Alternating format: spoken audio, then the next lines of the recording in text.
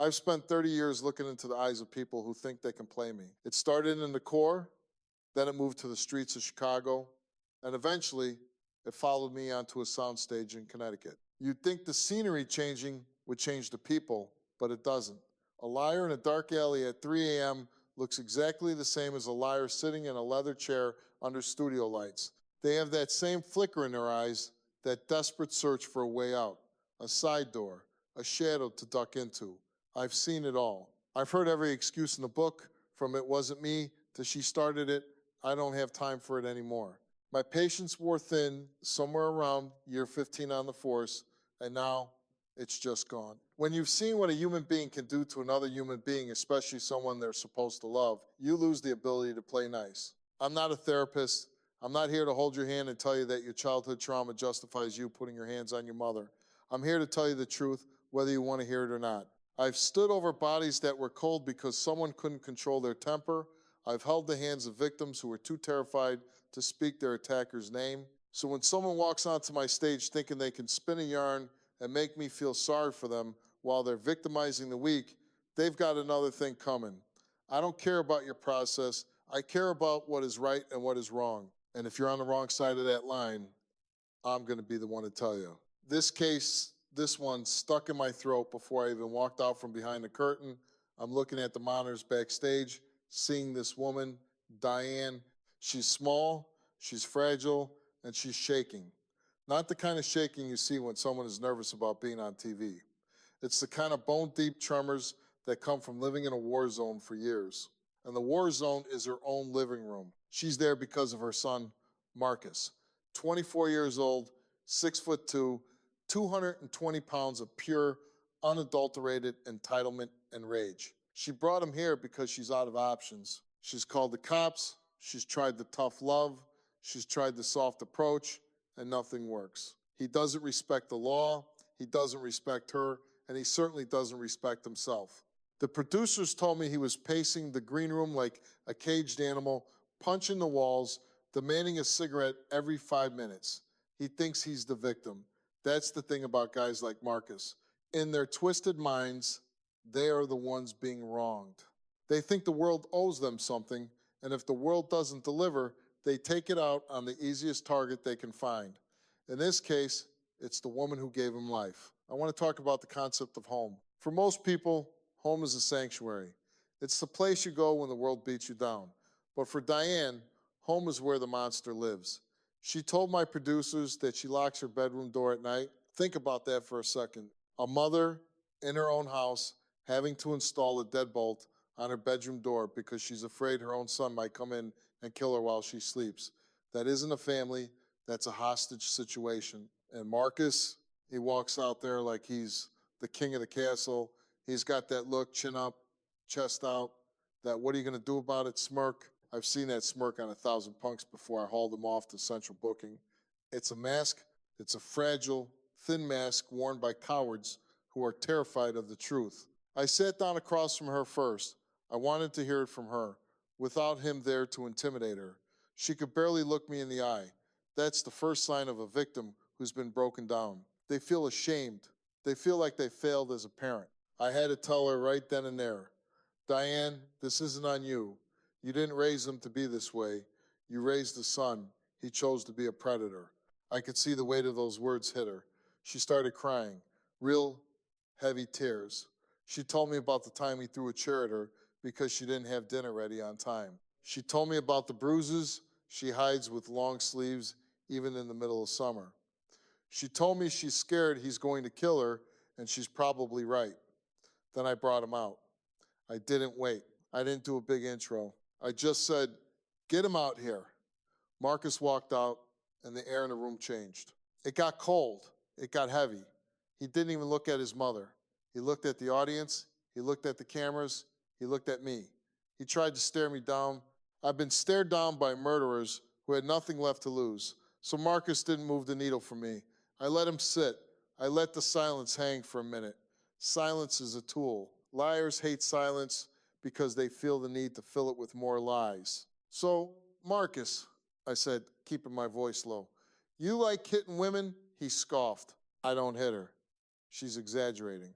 She's crazy." There it is. The first lie. The classic she's crazy defense, it's the go-to move for every abuser in history. If you can make the victim look unreliable, you think you're off the hook. But I've got the photos. I've got the police reports. I've got the look of terror in Diane's eyes that no one can fake. I leaned in. I wanted him to feel my presence. You're calling her a liar after everything she's done for you? You're 24 years old, living in her house, eating her food, and you're going to sit here and tell me she's making up the bruises on her arms? He started getting agitated. His leg was bouncing. He was looking for an exit. You don't know the whole story. Steve, you're only hearing her side. I'm hearing the side of the person who isn't threatening to burn the house down. I'm hearing the side of the person who's been protecting you from yourself for years. Now, it's my turn to hear your side. Tell me, Marcus, what justifies putting your hands on your mother? Give me one reason. He didn't have one. He just mumbled something about her nagging him. Nagging. Imagine that. A woman asks her adult son to get a job or help around the house, and he considers that an excuse for violence. It makes my blood boil. I've seen what happens when this isn't stopped. I've seen the chalk outlines. I've seen the funeral processions, and I refuse to let Diane become another statistic while I'm standing right here. I watched him closely. His body language was screaming. He was defensive, aggressive, and completely lacking in any form of remorse. He sat there with his arms crossed, leaning back, trying to act like he was the one in control. But he wasn't. He was in my house now. And in my house, the truth is the only thing that matters. I looked over at Diane. She was looking at him with this heartbreaking mix of love and fear. That's the tragedy of it. She still loves the little boy he used to be, even though the man he's become is a monster. I had to break that spell. I had to make her see that the boy is gone and the man sitting next to her is a threat to her life. I asked him about the last time he hit her. I wanted specifics. I wanted him to have to say the words, "Tell me about last Tuesday, Marcus." The neighbors called the cops. What happened? Nothing happened. He snapped. We just had an argument. I broke a vase. Big deal. A vase? I pulled out the file. The police report says you threw a vase at her head. It missed her by 2 inches and shattered against the wall. Then you pinned her against that same wall and told her if she called the police, you'd make sure she didn't live to see them arrive. Is that nothing, Marcus? He went quiet. The smirk slipped for just a second. That's the crack in the armor. That's where the truth starts to bleed through. But he's not ready to give up yet. He's going to fight. He's going to lie. He's going to try to flip the script. But I've been doing this too long to let a punk like him get the upper hand. I looked at the audience, then back at him. I could feel the tension in the room reaching a breaking point.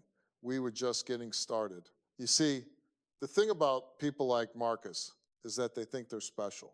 They think their anger is unique, that their struggle is harder than anyone else's. They use their pain as a weapon against others. But I've met people who have been through hell, real hell, and they would never dream of hurting another person. Being angry is an emotion. Being violent is a choice. Marcus makes that choice every single day. He chooses to wake up and terrorize his mother. He chooses to use his size to intimidate a woman half his weight. He chooses to be a coward. And I'm going to spend the rest of this afternoon making sure he understands exactly how much of a coward he really is. I looked at Diane again. Diane, look at him, I said. Look at your son.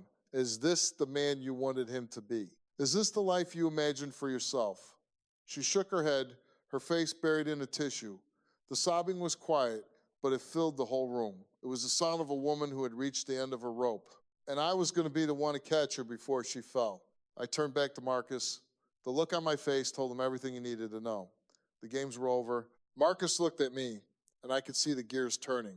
He was trying to figure out if he could bully me the way he bullies his mother. He tried to puff out his chest, leaning forward into my space, but I didn't move an inch. I've had loaded guns pointed at my face. A 24-year-old kid with a temper problem doesn't intimidate me. I told him to sit back. I told him that in this room, he wasn't the big man. He was just another guy who couldn't control himself. He started talking about his father, how his father wasn't around, how he had to be the man of the house. I stopped him right there. Being the man of the house doesn't mean you get to treat the woman who lives there like a punching bag. It means you protect her. It means you provide. It means you make sure she feels safe. Marcus hadn't done any of those things. He'd done the opposite. He turned her sanctuary into a prison. I asked him if he thought his father would be proud of him. He didn't answer. He looked away, his jaw tight. That's the thing about these guys. They use their past as a shield.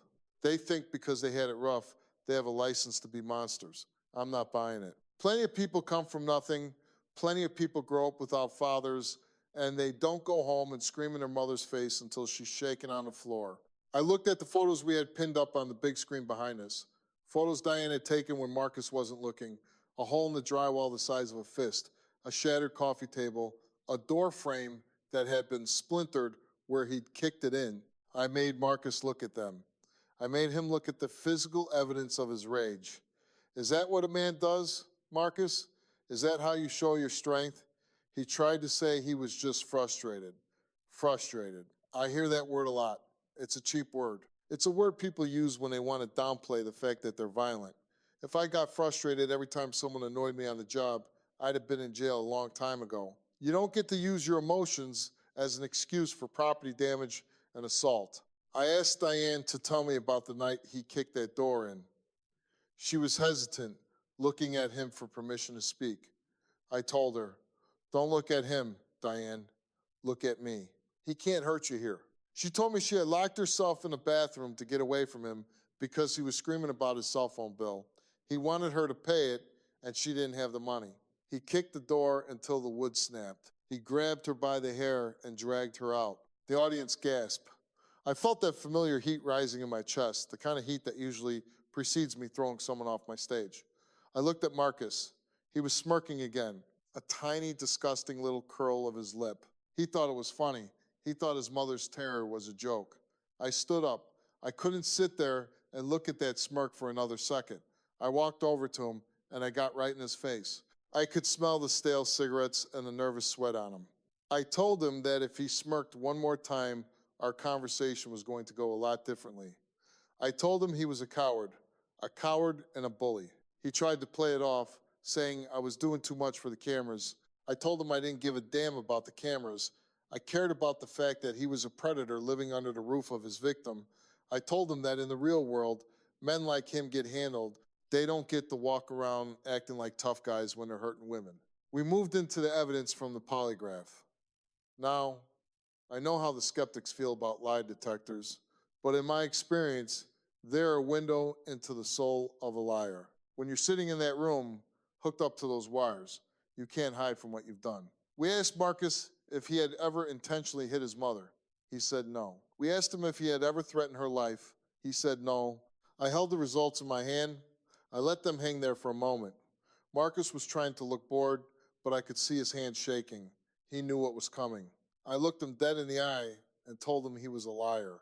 The polygraph showed deception on every single question regarding the violence. He didn't just hit her, he'd been systematic about it.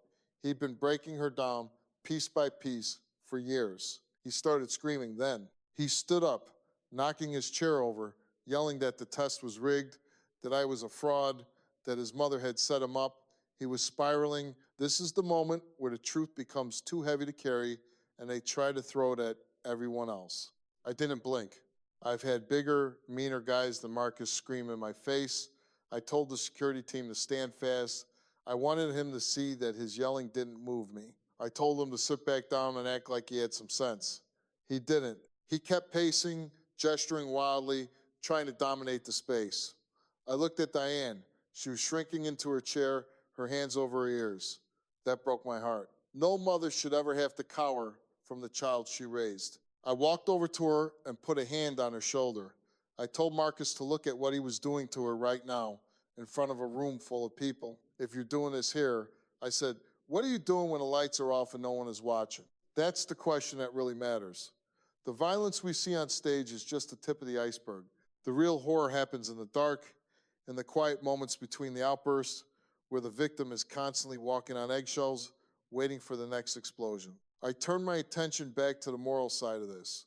I told Marcus that he was a failure, not because he didn't have a job, and not because he was still living at home, but because he had failed at the most basic human level. He had failed to be a decent person. I told him that there is no excuse, none, for what he had done. I don't care if he was high. I don't care if he was mad. And I certainly don't care about his frustration. I told him that he was choosing to be a criminal, and that's what he is. He's not a troubled youth.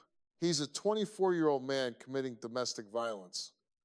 I told Diane that she had to make a choice. She had to decide if she wanted to live or if she wanted to keep protecting the person who was killing her. It's a hard truth to hear, but someone had to say it. You can't love someone into being a better person if they don't want to change. And Marcus didn't want to change.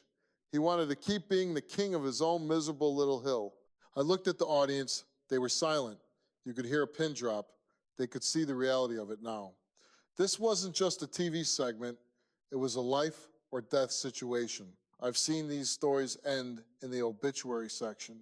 I told Diane that we were going to help her, but she had to be the one to take the first step. She had to be willing to let him go. She had to be willing to call the police the next time he raised a hand. She had to be willing to put herself first for the first time in 24 years. Marcus started crying then. But they weren't real tears. They were the tears of a child who had been caught. They were tears of self-pity. He wasn't crying because he hurt his mother. He was crying because he'd lost his power. He realized that today he wasn't the one in charge. He realized that I saw right through him. I've spent a lot of time thinking about why guys like Marcus do what they do. It's about control. It's always about control. They feel small in the world, so they make themselves feel big at home. They find the one person who will always forgive them, the one person who will always give them another chance, and they exploit that love until there's nothing left. It's the ultimate betrayal. I told Marcus that he was the lowest form of life I've had on this stage. To hurt your mother, the person who gave you everything, is a special kind of evil. It takes a certain lack of soul to look at the woman who fed you and cared for you and decide that she's your punching bag. I could see he was trying to come up with another rebuttal, but the words wouldn't come. He was empty. He was just a hollow shell of a man, filled with nothing but bitterness and ego. I wasn't going to let him win. Not today. Not on my watch. I looked at the security team and nodded. I wanted them to stay close. Marcus was a ticking time bomb, and I wasn't going to let him take it out on Diane. I told him that his time was up. I watched those tears roll down Marcus's face, and all I felt was a cold, hard knot in my stomach. I've seen those tears before. They're performative. They're the get-out-of-jail-free card that every abuser tries to play when the walls start closing in. They think if they can show a little vulnerability, if they can look like the broken little boy they once were, that we'll all just forget about the bruises and the broken doors. But I wasn't forgetting. I looked at the audience, and I could see some of them were starting to feel bad for him. That's how it works. That's how guys like Marcus survive. They manipulate your empathy. They weaponize your kindness against you. I had to shut that down immediately. I turned back to him, and I didn't lower my voice. I told him to stop it. I told him those tears didn't mean a damn thing to me because they weren't for his mother. They were for himself. He was crying because he was embarrassed. He was crying because he was being exposed. He wasn't crying because he realized he was a monster. I told him that real remorse doesn't look like a tantrum. It looks like change. It looks like walking away. It looks like taking responsibility without making excuses. I decided to pull a card that the producers had kept in their back pocket. I told the control room to roll the footage from the green room 30 minutes before we started taping. I wanted Diane to see the man she was trying to save. I wanted the audience to see the real Marcus when he thought no one was watching. On the screen, we saw Marcus pacing. He wasn't crying then. He was screaming at a production assistant because his soda wasn't cold enough. He was calling his mother every name in the book, telling the cameras that she was a bitch and that he was going to make her pay for bringing him here. He was punching his own palm, his eyes wide and wild. That was the truth. That was the man who lived in Diane's house. The man crying on the stage was a character. The man on the screen was the reality. I looked at Diane as she watched the footage. She looked like she'd been struck. She'd heard those words before, but seeing them played back, seeing the sheer malice in his face when he thought he was behind closed doors, it did something to her. It broke the last string of hope she was clinging to. Marcus stopped crying the second the footage started playing. His face went flat. The mask slipped, and for a second, I saw the predator underneath. He didn't look sad anymore. He looked vengeful. He looked at me with a hatred that would have made a lesser man back up. But like I said, I've been there. I've stood in the gap between the victim and the predator more times than I can count. I told him that the footage didn't lie. I told him that his own words were his conviction. He tried to claim he was just venting, that he didn't mean it. Venting? You don't vent by threatening the woman who gave you life. You don't vent by punching walls and demanding service like you're some kind of royalty. I told him he was a spoiled, violent child in a grown man's body. I told him that the reason he was so angry was that he knew he was nothing. He had no job, no future, no respect, and instead of doing the work to become a man, he decided to take his failures out on his mother. It's easier to be a bully than it is to be a man. It takes zero effort to hit someone. It takes a lifetime of effort to be a person of character. I turned my chair so I was facing Diane directly. I told her that she needed to understand something very clearly. I've seen how these stories end. I've seen the one last chance turn into a funeral. I told her that Marcus doesn't love her, not the way a son should. He views her as a resource. He views her as a target. And as long as she stays in that house with him, she is in danger. I asked her if she had a place to go. She said she had a sister in another state, but she didn't want to leave him alone. This is the tragedy of the mother's heart. Even when the child is holding a knife to her throat, she's worried about who's going to feed him. I told her, Diane, he is 24 years old. He is not a child. He can feed himself. He can find a place to stay. He is an adult man who has chosen to be a criminal. You are not protecting your son. You are enabling a predator. I had to be that blunt. I had to be that harsh.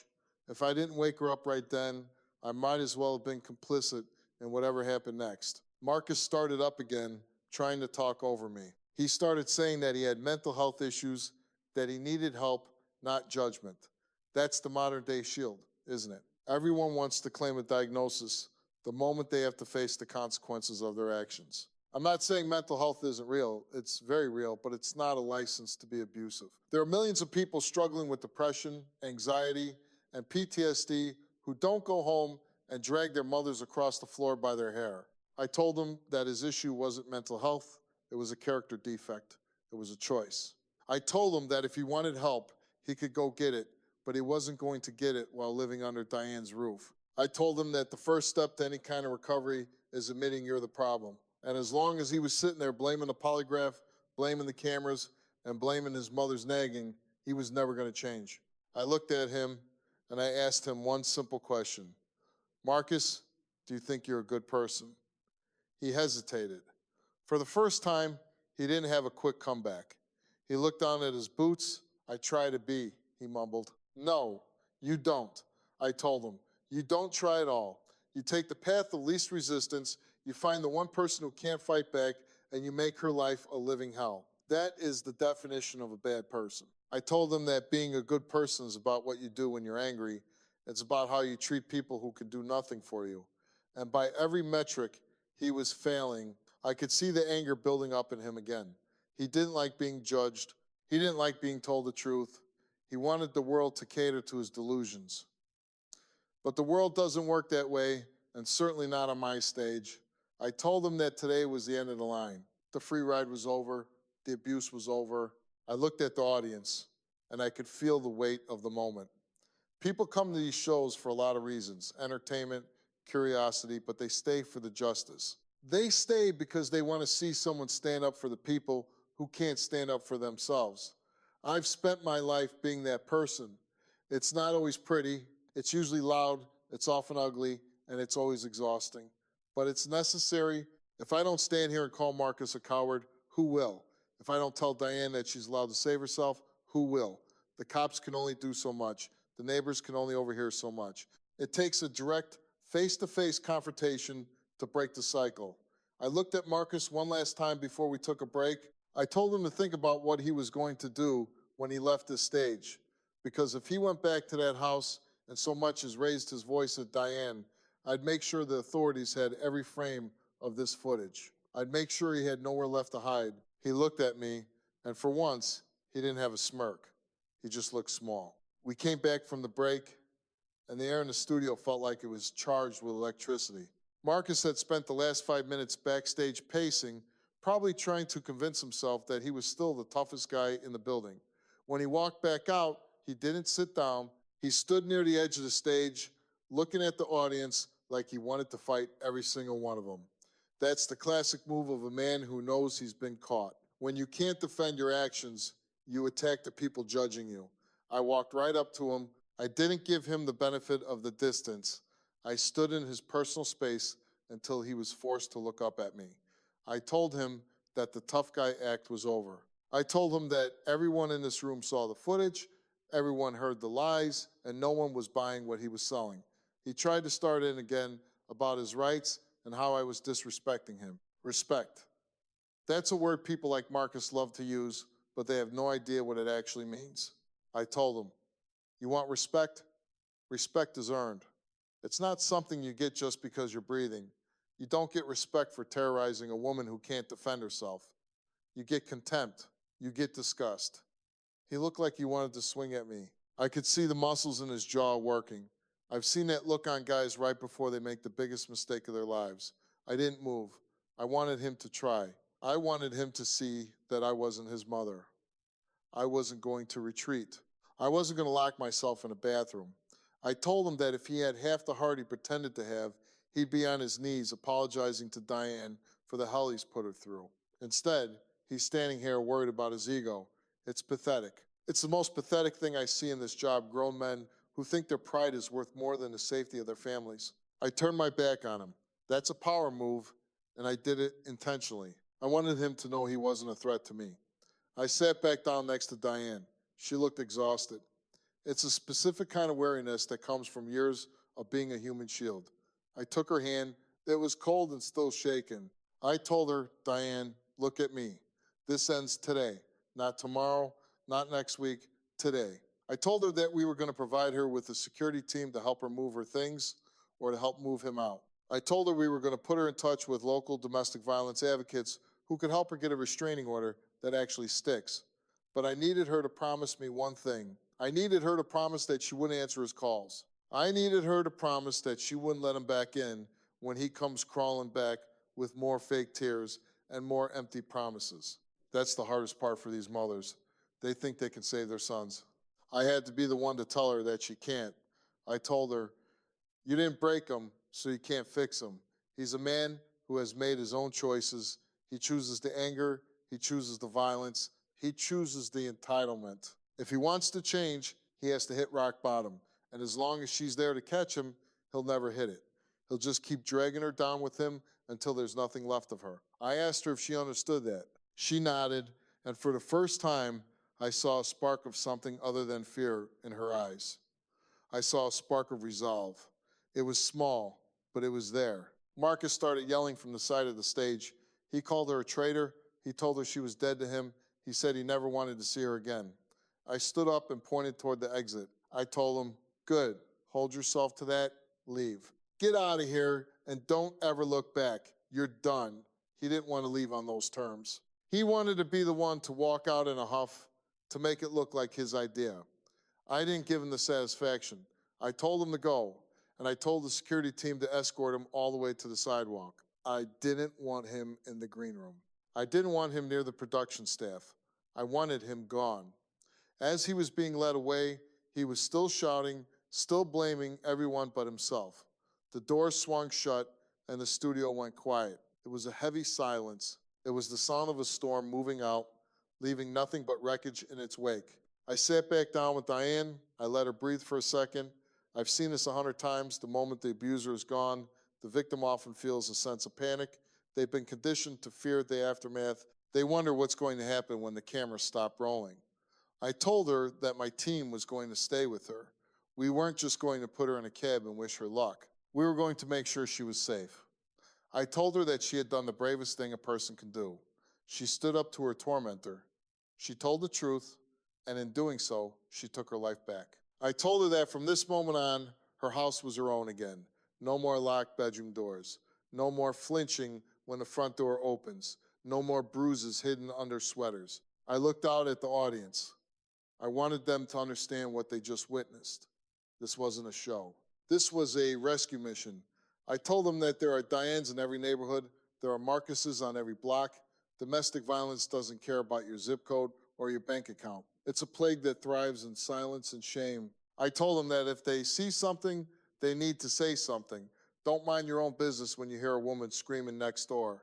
Don't look the other way when your friend shows up with a clumsy injury. Being a bystander is being an accomplice. I've spent my life dealing with the aftermath of people minding their own business. It ends in body bags. I'm a big believer in accountability. I think the reason our society is struggling is that we've stopped holding people accountable for their actions. We've replaced consequences with excuses. We've decided that everyone is a victim of something, so no one is responsible for anything. Well, I'm not playing that game. Marcus is responsible for Marcus. He had a mother who loved him, a roof over his head, and every opportunity to be a decent man. He chose to be a parasite.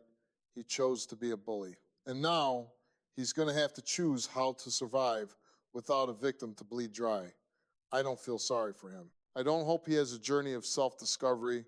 I hope he spends some time cold and hungry and alone so he can finally understand a fraction of the pain he's caused. I looked at Diane one last time. She looked smaller in a chair, but she also looked lighter. The tremors had stopped. She thanked me, her voice a whisper. I told her she didn't owe me anything. She owed it to herself to live the rest of her life in peace. I watched her walk off the stage, flanked by two of my biggest security guys. She was walking tall. That's the win. That's why I still put on this suit and come to work every day. It's not for the ratings, and it's certainly not for the fame. It's for the moment when a victim realizes they don't have to be a victim anymore. It's for the moment when the truth finally hits the floor and the lies are swept away. I stayed on the stage for a minute after she left. I looked at the empty chair where Marcus had been sitting. I thought about all the guys like him I've dealt with over the years. They all think they're the lead character in a movie where they're the hero. They never realize they're actually the villain until the credits roll and they're left sitting in the dark. I hope Marcus realized it today. But if he didn't, it doesn't matter because he's not Diane's problem anymore. He's not my problem anymore. He's just another man who had everything and threw it away for the sake of a temper tantrum. I've got no more words for him. My words are for the survivors. My words are for the people who are tired of being afraid. To them, I say, you are stronger than you think. You are not alone. And there is a way out. The studio lights started to hum as the crew began breaking down the set.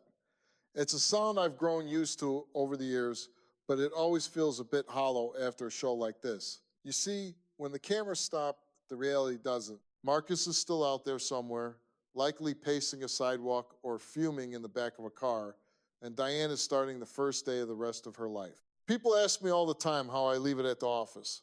The truth is, I don't. I carry pieces of these stories with me. I carry the look of Diane shaking hands when I'm sitting at home with my own family. It reminds me why I do this. It reminds me that there's a thin line between order and chaos, and that line is often held together by nothing more than the courage to speak the truth. I think about the Chicago streets a lot on days like today. I think about the calls I responded to where we were too late, where the frustration Marcus talked about had already turned into a permanent tragedy. I've seen the yellow tape, and I've seen the grieving families. That's why I get loud. That's why I get in people's faces.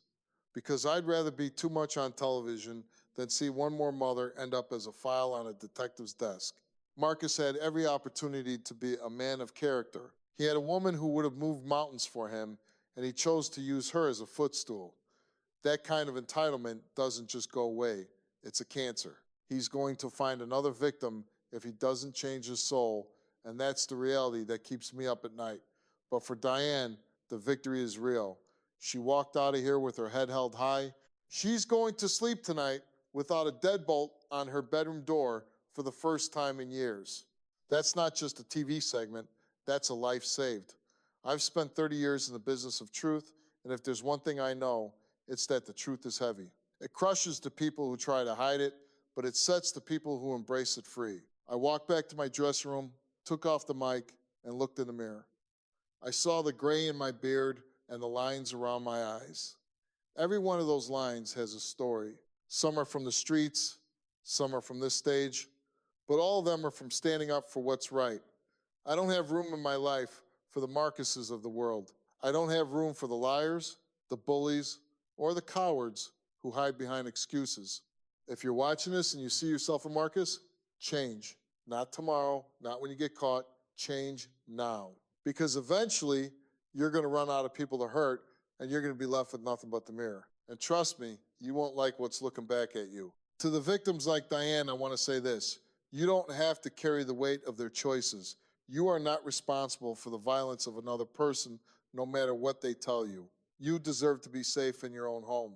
You deserve to be respected, and you are strong enough to walk away. Don't wait for them to change your environment instead. We're going to keep an eye on Diane. We're going to make sure the resources we promised her are there when she gets home. My producers are already on the phone with the local authorities in her town. We don't just walk away when the red light goes off. We stay in the fight. That's the Wilkos way. It's the only way I know how to be. If you or someone you know is living in fear, don't stay silent. Silence is the abuser's best friend. Reach out, speak up, and take your power back. You don't have to live in a war zone anymore.